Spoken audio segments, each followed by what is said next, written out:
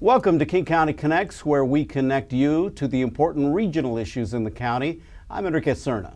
Many offenders who commit crimes suffer from mental health disorders and/or substance abuse issues.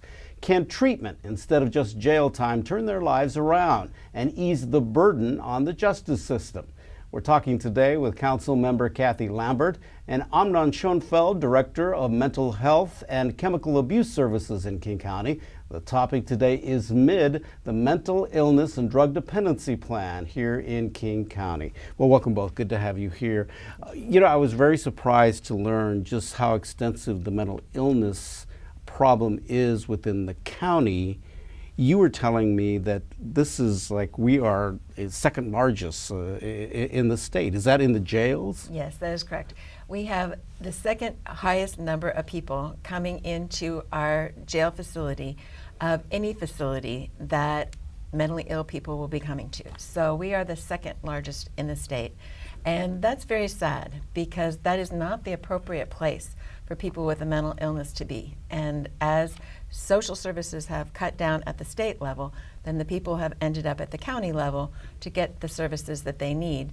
And it is not, in my mind, the best place for them to get services. And it's very difficult for the jail services because of who you're handling, and they're really not equipped to handle these types of folks who have mental health issues. Is that right, Anna? Well, we have wonderful jail psychiatric services provided by the Seattle-King County Department of Public Health. But you're right that it is not the best place for having people who have severe mental illness and substance abuse problems. People with those problems stay much longer in the jail than people who don't have those problems, and they're much more expensive for the jail to treat because they have to provide the medication, the psychiatric staff, so it costs a lot more as well. When we talk about mental health issues and mental illness issues, what are we talking about? Well, in the jail, we have a wide range of people with mental illness and with substance abuse issues, heroin addiction, alcohol problems, marijuana, any number of drug addictions. And then the mental illness can range from schizophrenia, bipolar disorder, depression, to a number of other less severe disorders.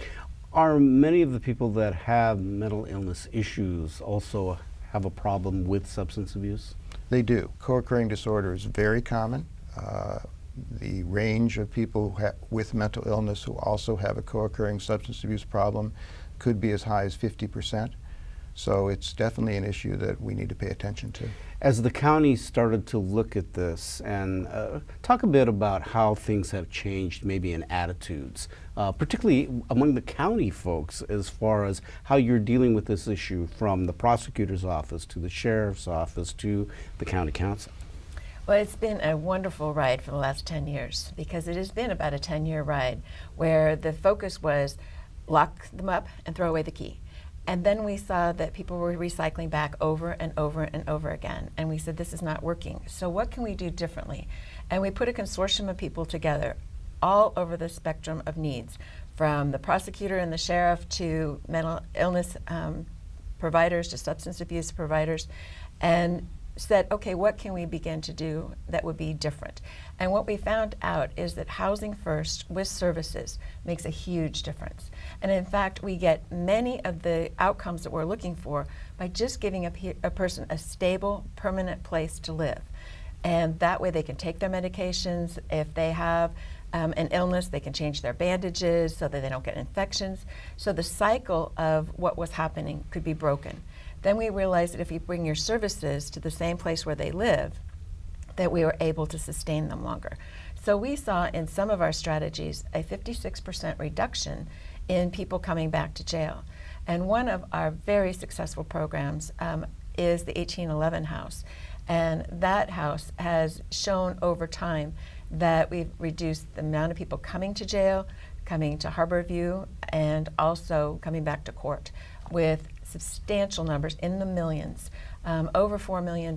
Some people say up to $6 million year over year of people's service needs in the community 1 year to the next year.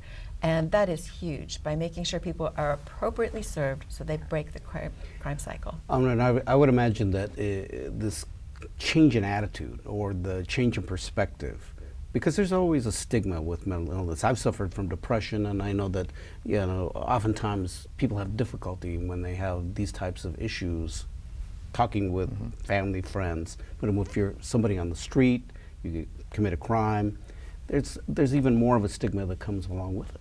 Stigma is one of the major issues that we really have to confront and deal with. Many people believe that the majority of people who have a serious mental illness are dangerous. Despite all the research, all the data that shows that that's not true, less than 4% of the violent acts that are committed in this country are committed by people who have a mental illness.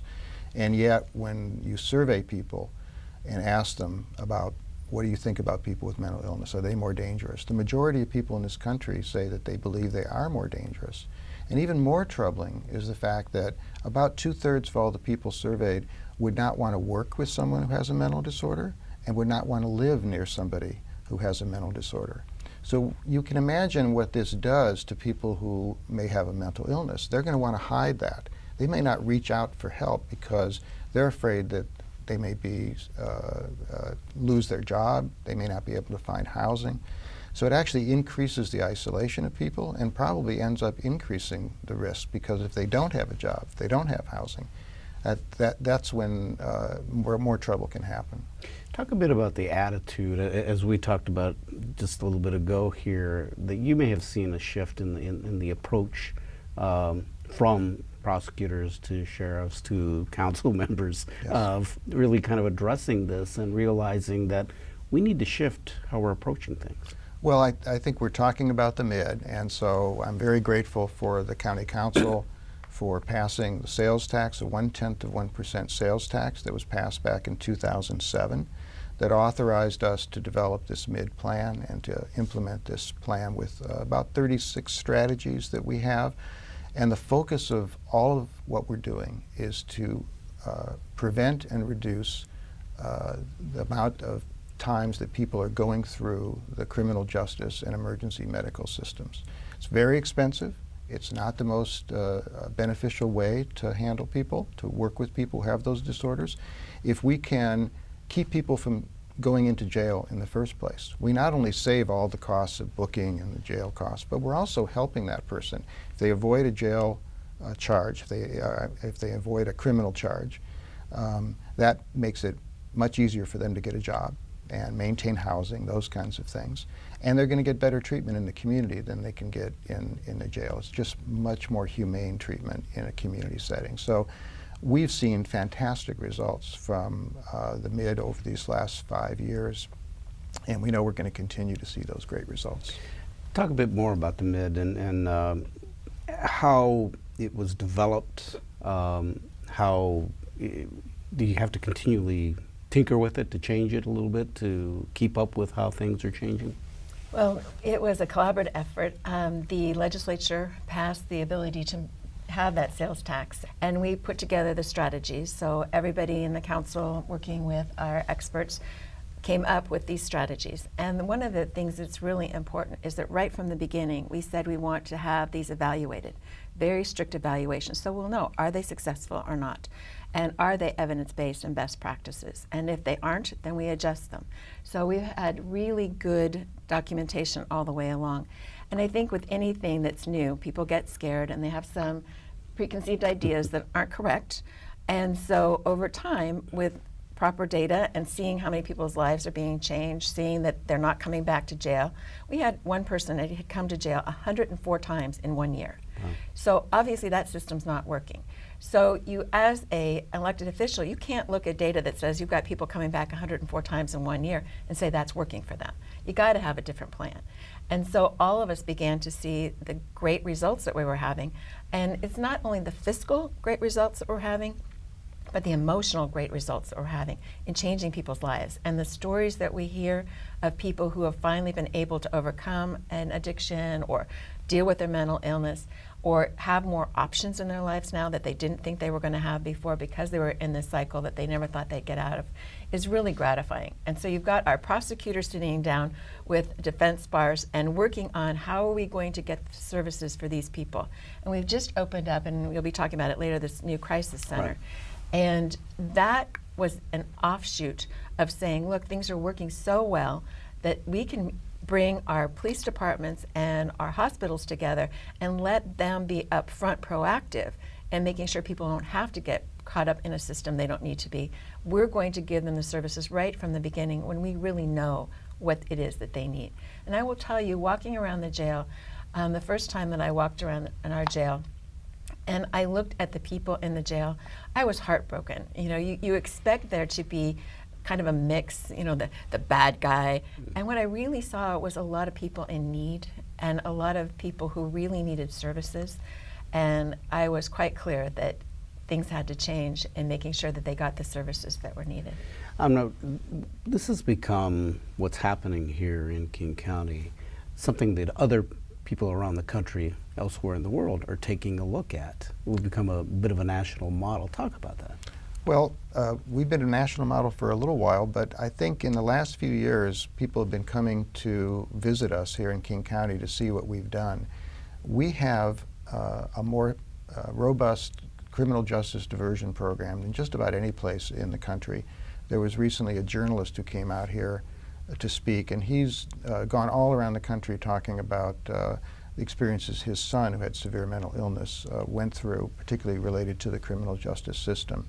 And he's written a book about that experience. And he came out here and talked to me about what we're doing here and said he hasn't seen anything in all of his travels across the country that compares to what we're doing here to help people with severe mental illness and substance abuse stay out of jail and receive the services that they need in the community. Now, you mentioned too, before we started taping here, that people outside the United States are even taking a look at what's happening. There are some people who have come from other countries to see some of the programs, like the 1811 Eastlake program that Councilmember Lambert just talked about.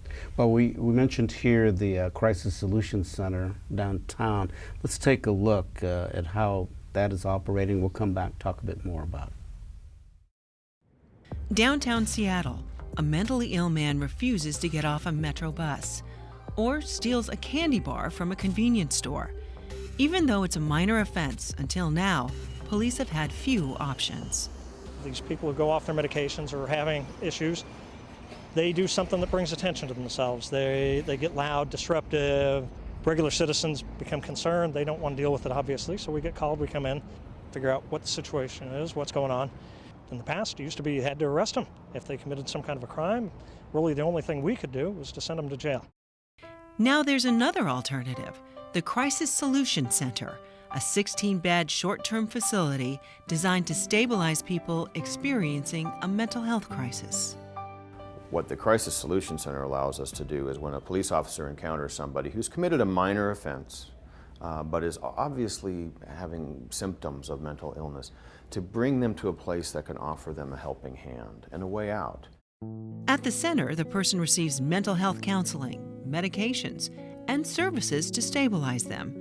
We can start working with the person. We can see if we can identify some needs that they have, housing, mental health services, substance abuse treatment, make sure that they get those services and hopefully break that cycle.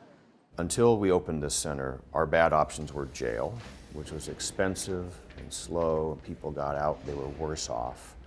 It was the emergency room at the hospital, which was expensive and not helpful, and it took beds away from people who had medical emergencies, and the streets. And we know the streets are not the default system of choice that we should have for the mentally ill either. Now the center offers a voluntary therapeutic alternative. We don't take people into the Crisis Solution Center who have been involved in the commission of major felonies. We don't take in people that are doing violence to other folks. These are basically minor misdemeanor offenders, but they languish in jails. They repeatedly cycle through our emergency departments, and the principal problem with them is not criminality, it's a behavioral health illness. The center is expected to serve more than 3,600 people a year. It's funded through King County's Mental Illness and Drug Dependency Action Plan. Well, you were very familiar with the Crisis Solution Center, and tell me about what you've seen down there. Well, the Crisis Solutions Center was designed to help provide another resource for police and other first responders and emergency rooms. Instead of having someone admitted to the jail or go into an emergency department or into a psychiatric hospital, have a resource for them to send someone to where they could receive an evaluation and treatment and then linkage to community services. Let me give you an example of the kind of thing that this service is offering. One of the three components of the Crisis Solutions Center is a mobile crisis team, and they can go out and respond to first responders and help them deal with the situation they have that may involve someone with mental illness or substance abuse. There was a gentleman in Bellevue who was homeless, and he also had severe diabetes, and he had a problem with alcohol abuse. And he had contacted 911, and the Bellevue Fire Department had responded over 70 times in a 2-year period to this man. He'd been taken to hospital emergency rooms time and time again. The mobile crisis team was dispatched, and they visited him a total of 10 times before they were finally able to engage him, and they persuaded him to come with them to the Crisis Solutions Center. He was admitted to the facility. He stayed for the 3 days in that initial part of the facility, and then he was transferred over to the 14-day interim services. And from there, he was linked into permanent supported housing. He also got substance abuse treatment, and he is now living in permanent supported housing. He is sober. He is being treated for his diabetes, and he's not been back in an emergency room or been in jail or come to the attention of 911 in the many months that he has gone through this program. So I'm sure that the fire department and the police department and Overlake Hospital and other hospitals in that area are very grateful for the existence of this facility. And that's really how it's supposed to work. That's what it's supposed to be doing to help folks. As we mentioned earlier, much of what's happening here has become a national model. You hear this when you travel and you talk to other lawmakers and people that work in counties and cities. Absolutely. I sit on a national board and of all the county officials in the country, and when they hear I'm from King County, they instantly come over and say, we want to hear about this program or that program or this program. And because we have been working so hard collaboratively with everybody, that they're amazed. How did you get your sheriff to go along with that? I didn't have to do that. They wanted to come along. And how did you get your judges to participate in this? And it's because we work so collaboratively as a group in addressing these issues and seeing these kinds of results. When you look at 70 times where this person was picked up, or 200 times they were up at Harborview, or 104 times being arrested, you all know we got to work together to do something better. And it's very exciting that we are on the cutting edge. We have one of our programs, the DESC in downtown Seattle, where the director, Bill Hobson's going nationally talking about the Housing First model, which really had its beginning roots right here because of the collaboration going on in this community. So I think it's very exciting that we are on the cutting edge and changing people's lives. One other aspect is helping those that have substance abuse problems, and specifically juveniles, and there's a juvenile drug court. Let's take a look at that. Inside the Youth Services Center. My name is Wesley St. Clair. This is not a typical graduation. Yes, there are caps and gowns, flowers, and a few nerves, but these teens have earned something more than a diploma. I choose to live today. I handle situations differently now. Instead of saying forget it, I keep moving forward, trying to make a better life. They're graduating from drug court. The Juvenile Therapeutic Court is designed for young offenders whose addiction has gotten them into trouble. Instead of regular court, they opt into the strict drug court program. Counseling, treatment, sober support. Here they meet sometimes weekly with the drug court judge. Just because you quit smoking today doesn't mean that it's not still in your brain cells. As I tell folks constantly, I'm not your friend. You know, you have enough friends. You don't need me as a friend. You need me to hold you accountable. Accountable for being clean and sober, passing random drug testing, engaging in counseling and treatment, and reconnecting with family, friends, and school. Typically, it takes a year to 18 months. I think most of our youth actually thrive under the structure that we give them.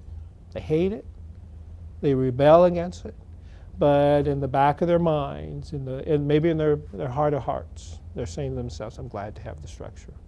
I'm glad to have someone that's telling me what I need to do when I need to do it. I was hard-headed at first and I didn't want to do it, but they had so much like hope in me, more hope than I had in myself, and kept pushing me in that direction, and finally I just surrendered, and you know, now I'm 16 months clean and life is great, you know, so yeah, definitely it works. It's hard work. If you put 30% of the energy you spend on getting high to drug court, you'll be successful. If they are successful and graduate, the criminal charges against them are dismissed. Honestly, I feel like a productive part of society. You know, I work 2 jobs. I'm 20 years old now. I'm independent, living on my own, and it just feels good to finally live life the way it's supposed to be. To see the person inside, so beautiful, but being stuck in this black, you know, cover of darkness that she put herself around her. She wasn't able to get out, and now she's free. Now she's like a bird, she can fly. It's like reaching for the stars and you actually got one. That's what it means to me. For some young people, they'll never walk across a stage and wear a cap and gown. With us, they wear a cap and gown. So it's just like you got that opportunity, you thought it was out of your reach, and you reached for it and you got it. I'm inspired, truly am. Well, as we've been talking about, again, another aspect of what's happening to try to divert people from going to jail, and the juvenile drug court is a great example of that. And again, it comes back to looking for different ways and thinking out of the box, isn't it? Mm-hmm. Yeah. Absolutely. Well, we have a fabulous judge, as you just saw, one of our many, many fabulous judges, Judge St. Clair, who really relates to the kids. And I think that having these programs where they are monitored, where they know somebody cares about them, or we're looking at their school participation, we're looking at their family lives, we're looking at the whole person and trying to see what we can do. In addition, we've just finished a pilot project where we are sending kids text messages to remind them to do things in court and trying to communicate with them on the way that they communicate. So we're really looking at some very innovative things, and we continue to look at things about what can we do to do it better, faster, smarter, and more appropriately. That's actually very smart, because if they're like my kids, they never answer the phone, but they might answer a text, you know. Absolutely. So it's the social media aspect and is using, you know, technology today. The other thing is that, you know, it's great to have a program like Juvenile Drug Court, but we also need to go much further upstream and make sure that we're working with kids at an earlier age so they don't get in trouble in the first place and come to the attention of the authorities. So one of the programs that's funded by the MID is school-based prevention and intervention. So we are funding 10 community-based substance abuse and mental health providers to work in 21 schools, middle schools, all across King County. And what they're doing is working with kids to identify kids who may be at risk, to conduct classes in both large gatherings as well as one-to-one work with kids. They're giving kids some preventive risk factor. I'm sorry, let me try that again. They're working with kids to increase the preventive risk factors so that they do not end up getting in trouble. We have kids who are learning how to identify other kids who may be at risk. We had one kid a 15-year-old boy who was getting into trouble. One of his classmates came to the mid-funded counselor in the school and said, I'm really worried about my friend. Brought that kid in, talked to the counselor, worked with that counselor a number of times, and then he got referred on to a drug treatment facility where he stayed in a residential treatment program. So before he got into severe trouble because of his prescription drug abuse and his marijuana use, he was able to get the help he needed, and hopefully that kid is not going to wind up in the justice system. You know, there's always the ongoing issues of funding for any service. Where are we with this? Well, that's a good question, because with the reduction in property values, that has impacted the amount of money we have in the general fund. So we have not been able to have as much money in the general fund to pay for these services. So the MID, which is a sales tax separate from that, has been where we've been able to have this money. And if it weren't for the MID, there would be virtually no services for these people. And our judges have been fabulous in saying we do need to get the services right into the courtrooms too, so that we can make sure there are no gaps. And the mid is where we've been able to have the money. And at first, the legislature said you couldn't use that money for supplanting things that used to be in your general fund. But then when the economy got so bad, they went back and said, no, you can use up to 30% to do that. And then they came back later and made some other adjustments. So having this other source of revenue has been a lifesaver, literally. And it brings in about $43 million a year. And that is what we have to do all of these services with. And we really do need to continue to get more housing for these people, because that is, as the model says, housing first. And we do not have the money to do that. And that breaks all of our hearts, because we have to have a place for these people to live. Do you have to go back to the legislature every session to make sure that that's going to continue to have that funding in place? They put the law in place for us, and then the council passed it. And so we have it for 8 years, and then at the end of the 8th year, the council will most likely, because it's been so successful, pass it again. What else would you like to see created or have the public understand about all of this?